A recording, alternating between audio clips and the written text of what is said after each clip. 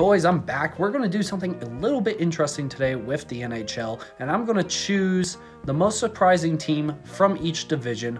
Let me know if I'm right, or what do you think? As you can tell from the screen right now, I am choosing the Boston Bruins from the Atlantic. They are starting 17-3.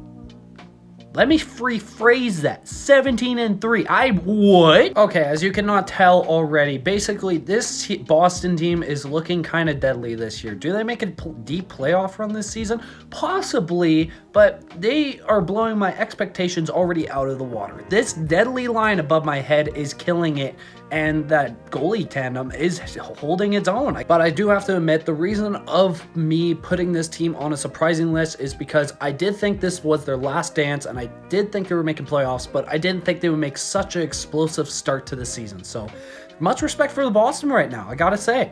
Another team that I think deserves to be on this list from the Metropolitan is the New Jersey Devils.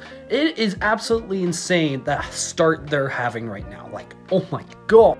Did I think this team would be good? Yes. This good?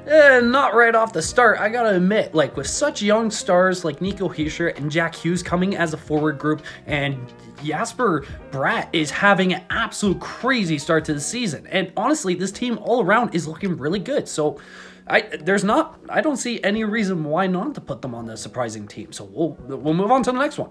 All right, well, we move on to the Central, and this team, I didn't think you would be here at all. We got Dallas from the Central.